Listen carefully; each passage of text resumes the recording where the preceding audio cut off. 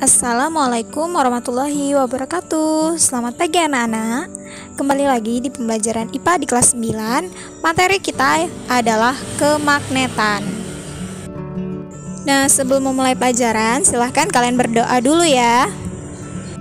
Selanjutnya, Ibu akan menyampaikan tujuan pembelajaran kita hari ini. Melalui literasi, peserta didik mampu memahami yang pertama, cara membuat magnet, yang kedua, cara menghilangkan sifat magnet, yang ketiga, teori kemagnetan bumi, dan yang keempat, deklinasi dan inklinasi pada teori kemagnetan.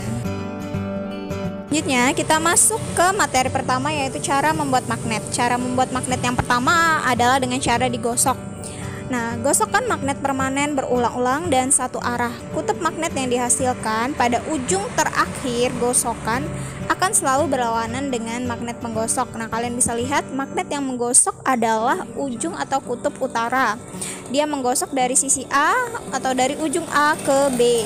Nah, maka pada ujung B ini nanti akan dihasilkan kutub yang berlawanan dengan kutub utara. Maka yang di B ini akan menghasilkan kutub selatan. Atau bisa juga kalian lihat dari ujung batang besi yang pertama kali digosok, itu kan ujung A. Dia akan memiliki kutub yang sama dengan magnet yang menggosoknya. Magnet yang menggosoknya adalah kutub U. Maka di ujung A ini akan memiliki kutub utara dan di ujung B akan memiliki kutub selatan. Nah, selanjutnya yang kedua adalah dengan cara induksi.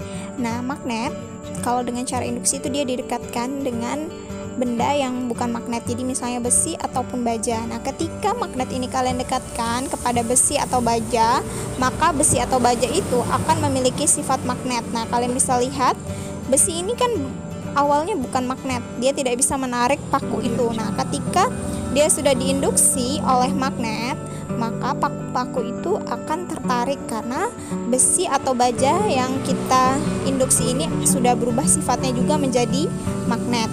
Nah, untuk kutub yang dimiliki oleh besi atau baja yang kita induksi ini, kutub yang dihasilkan itu berlawanan dengan magnet yang menginduksi. Jadi, kalian bisa lihat magnet yang menginduksi tadi adalah magnet yang berkutub selatan.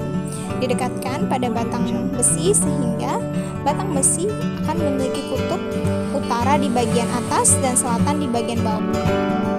Dengan cara dialiri arus listrik. Nah, kalian bisa lihat animasi arusnya mengalir melewati bagian atas dari besi. Nah, karena dia melewati bagian atas dari besi, kita menggunakan aturan genggaman tangan kanan seperti gambar genggaman tangan yang ada di situ ya.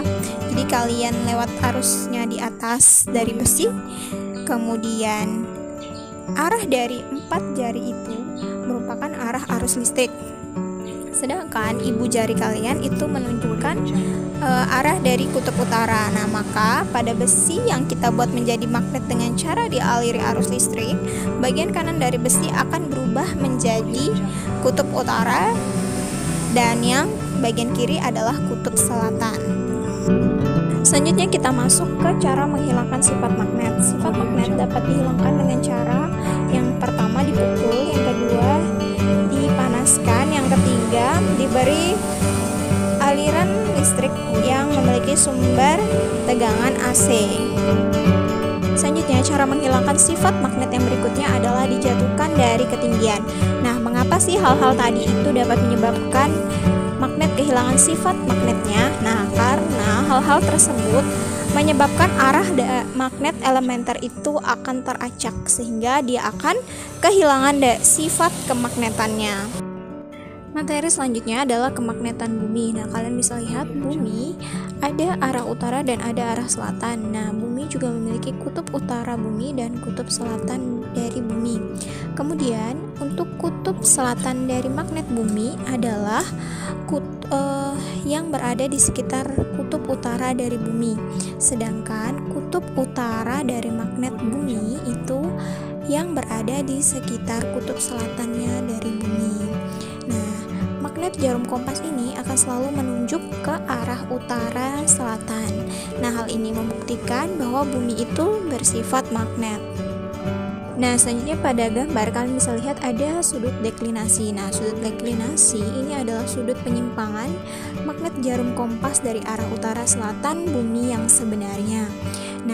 penyebab dari sudut deklinasi ini karena letak kutub-kutub magnet bumi itu tidak berhimpit dengan kutub-kutub bumi. Jadi kan kutub bumi itu ada kutub utara sama kutub selatan. Nah, kutub magnetnya itu tidak berimpit dengan kutub utara dan selatan bumi. Makanya ada sudut yang terbentuk di antara kutub magnet dengan kutub dari bumi itu sendiri. Nah, sudut itu adalah namanya sudut deklinasi.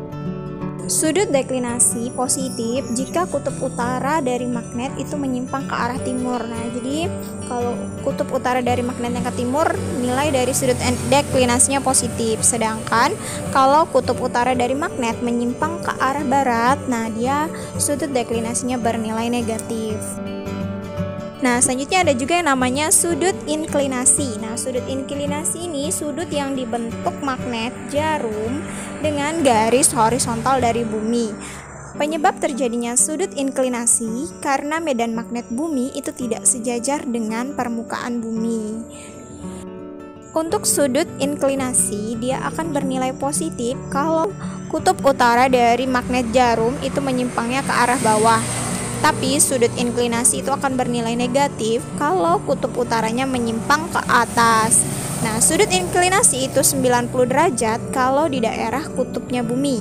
Sedangkan dia bernilai 0 derajat kalau dia ada di daerah khatulistiwa atau di bidang ekuator dari magnet bumi.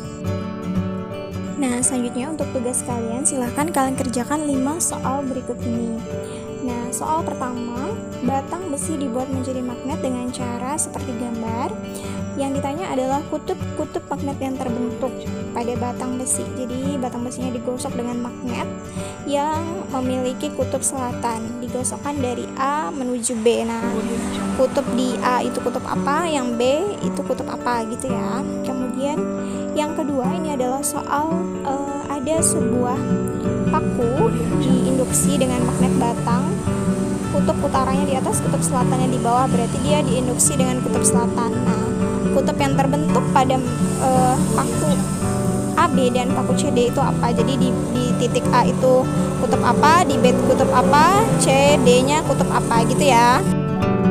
Selanjutnya, sebutkan 3 cara menghilangkan sifat magnet.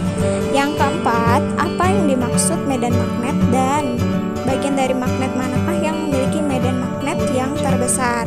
Kemudian untuk nomor 5, apa yang dimaksud deklinasi dan inklinasi pada teori kemagnetan bumi. Silahkan dijawab ya. Demikian pembelajaran kita hari ini. Jangan lupa yang sudah nonton subscribe, like, komen, dan share ke teman-temannya.